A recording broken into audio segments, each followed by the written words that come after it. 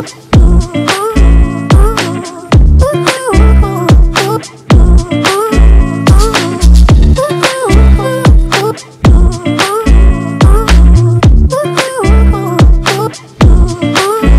আমি তোমাদের দেখাবো দিল্লিতে থাকলে কিভাবে দুর্গাপুজো সেলিব্রেশন করে দিল্লির মানুষেরা, যেখানে বেঙ্গলি কমিউনিটি আছে, চিত্তরঞ্জন পার্ক। তো চলো ঘুরিয়ে দেখাই তোমাদের সিআর পার্ক। এই মুহূর্তে আমরা আছি সিআর পার্কে, আর সিআর পার্কে দুর্গাপুজো শেয়ার করছি। দেখতে থাকো, একদম ফার্স্ট টাইম সিআর পার্কে বেশ ভিড় আর ভালোই লাগছে। দেখতে থাকো পুরো ভিডিওটা, সিআর পার্কে দুর্গাপুজো দেখাতে পারছি, সেই জন্য খুবই এক্সাইটেড। সিআর পার্কে দুর্গাপুজো আশা করি, মানে আমি তো আসিনি, দিল্লি থেকে দুর্গাপুজো হয়, সিআর পার্ক বাঙালিদের জায়গা, চিত্তরঞ্জন পার্ক। তো ঘুরে দেখাচ্ছি, পুরোটা ওয়াচ করতে থাকো ভিডিওটা। আজকে আমি তোমাদেরকে দেখাবো একদম সিআর পার্কের যে মেইন পুজো হয় ঠিক সেটা। কতটা ভিড় তোমরা আইডিয়া করতে পারছো, ঠিক কলকাতা যেরকম ভিড় হয় ঠিক সেরকম ভিড় হয়েছে এই একটা জায়গাতে, সিআর পার্ক। এই পুরো এলাকাটায় অনেকগুলো পুজো হয়, তার মধ্যে এইটা হচ্ছে সবচেয়ে বড় পুজো। তো আমি এখানে ফার্স্টেই তোমাদেরকে খাওয়ার দাওয়ার দেখাবো। এখানে প্রচুর খাওয়ার দাওয়ার রয়েছে, এন্টার খাওয়ার দাওয়ার রয়েছে এবং প্রচুর বাঙালি খাওয়ার দাওয়ার এখানে বিক্রি করা হচ্ছে এবং ভিড়ে ভিড়। তোমাদেরকে খাওয়ার দাওয়ারগুলো একটু ভালো করে ঘুরিয়ে দেখাই। আমি এখানকার এই জায়গার খাবার খাবো এবং তোমাদেরকে ফিডব্যাক দেবো যে কোনটা কীরকম। তো এখানে দেখতে পাচ্ছি অনেক কিছু, চাউমিন থেকে শুরু করে ফিশ ফ্রাই থেকে শুরু করে ডিমের টেবিল থেকে সব কিছু পাওয়া যাচ্ছে। এগুলো কিন্তু আমি জেনারেলি খেতে পাই না। তো এই হচ্ছে আমাদের এখানে ফিশ ফ্রাই, যেটা ওপরটা আলু দিয়ে ম্যারিনেট করে ভেতরে অল্প একটু ফিশ দিয়ে তৈরি করা হয়েছে, যেটা একদমই খেতে আমার ভালো লাগেনি। বাট ডিপের কেমন লাগে সেটাই শুনে নিই।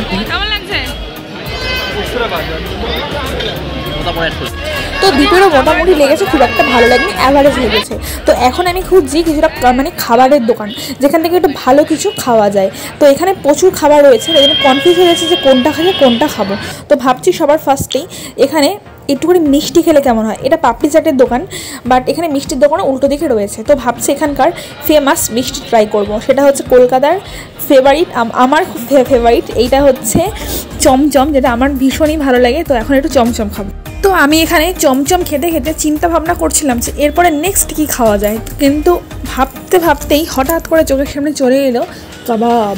তো কাবাব তো আমি দিল্লিতে প্রচুর খেয়েছি, এই বাঙালি জায়গার কাবাব খেয়ে আর মুখ নষ্ট করতে চাই না, কারণ এখানকার পুজোর কাবাব ঠিক সেরকম কাবাব হবে না যে কাবাবটা আমরা দিল্লিতে জামা মসজিদ কিংবা অন্যান্য জায়গা থেকে খেয়ে থাকি। আর এখানের বিক্রি হচ্ছে শাবারমা, দেখতে পাচ্ছি সেটা সব জায়গায় অ্যাভেলেবেল থাকে, কিন্তু আমি এখানে আজকে শাবারমা কিংবা কাবাব কোনোটাই ট্রাই করবো না। আজকে আমি ট্রাই করতে চাই কিছু বাঙালি খাবার, যেটা আমি জেনারেলি পাই না। তো তাই জন্য আমি খুব চিন্তা ভাবনা করে অনেক কিছু দেখতে দেখতে লাস্টে গিয়ে ডিসাইড করলাম যে একটু ফার্স্টে বাঙালি ফাস্টফুড ট্রাই করবো, তারপরে এই দইটা তো আমি খাবোই। তো বসে গেছি একটা রেস্টুরেন্টে, যেটার নাম হচ্ছে ফুলকলুচি। আর ফুলকলুচির ঠিক উল্টো দিকে টেবিল চেয়ারে অ্যারেঞ্জমেন্ট করে দেওয়া হয়েছে, প্রচণ্ড ভিড়ের জন্য বাইরের দিকেও অনেকটা বড় করে সব সিটিং অ্যারেঞ্জমেন্ট করা আছে। তো ফুলকলুচি দোকানের সাথে আমরা বসে রয়েছি, আর এখানে আমরা অর্ডার করেছি আজকে মোগলাই। কেমন লাগে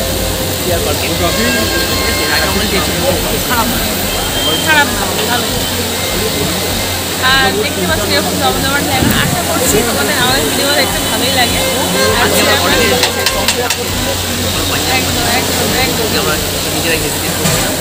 আর এত ভিড় হয়েছে এইটুকুনি জায়গা থেকে আমাদের খুবই পছন্দ।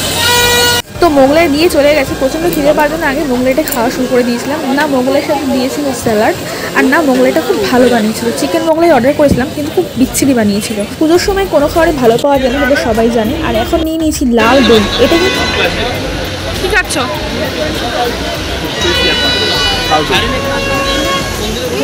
খুবই টেস্টি।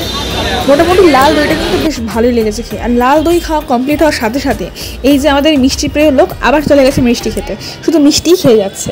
অনেকদিন পর মিষ্টির দোকান দেখেছি, সুন্দর মিষ্টি, আর মিষ্টি খাওয়া থেকে কে রোখে। আমি যতবারই সিআর পার্কে এসেছি এই জিনিসটা কিন্তু খেতে আমার দুর্দান্ত লাগে। এটা হচ্ছে চাইনিজ খাবার, সব কিছু মিলিয়ে একটা প্লেট করে দেয়। এই প্যাকেটটা খেতে কিন্তু অসাধারণ লাগে, বাট আমি আজকে এটা ট্রাই করবো না, কারণ আজকে আমি অনলি বাঙালি খাওয়া ট্রাই করতে চাই। আর এই হচ্ছে দুর্গাপুজোর মণ্ডপ। সিআর পার্কে মোটামুটি ঘোরাঘুরি কমপ্লিট করে এখন আমরা চলে এসেছি আমাদের এই বিল্ডিংয়ে, সোসাইটির নিচে। আমাদের এখানে গার্ডেনে কিন্তু দুর্গাপুজো হয়েছে।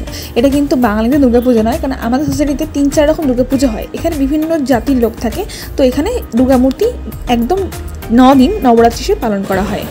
এইটা হচ্ছে আমাদের সোসাইটির পুজো। সোসাইটির এই যে আমাদের বিল্ডিং, আর বিল্ডিংয়ের এই ধারে এখানে পুজো হয়েছে, দুর্গাপুজো হয়েছে, ভীষণ ওই মধ্যে দেখালাম। আর এইখানে গার্ডেন রয়েছে, গার্ডেনে পুরো দেখাচ্ছি। এই যে এই হচ্ছে পুরলি গার্ডেন সোসাইটি আমাদের পিছনে, আর এইদিকে সব মানে স্টল বসেছিল।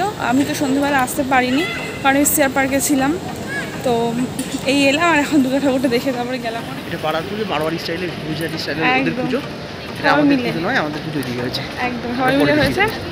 আর এখন কিন্তু রাত্রি 12টা বাজে, অনেকটা রাত হয়ে গেছে এখন। এই যে পিছনে পুজো দেখতে পাচ্ছে, এটা আমাদের সোসাইটির গার্ডেন। গার্ডেনটা এরকম, এই হচ্ছে গার্ডেন, একদম গার্ডেন জুড়ে লাইটিং, ওই দূরে পুজো, এই সোসাইটি। গার্ডেনটা এই যে এরকম, এখানে স্টল বসেছে, এইদিকে হচ্ছে লাইটিং করেছে সুন্দর করে, এদিকে লাইটিং করেছে, ওইদিকে দোলনা টোল্লা বসেছে। আর এই হচ্ছে আমার বিল্ডিং, এইটা আমার বিল্ডিং। যাওয়ার পথে আরেকটা ঠাকুর দেখে নেবো, আমাদের এই পাশেই হয়েছে। তো আজকে ভিডিওটা এখানেই এন্ড করছি। ভিডিও ভালো লাগলে লাইক, শেয়ার এবং সাবস্ক্রাইব করে দিও। দেখা হচ্ছে নেক্সট ভিডিও।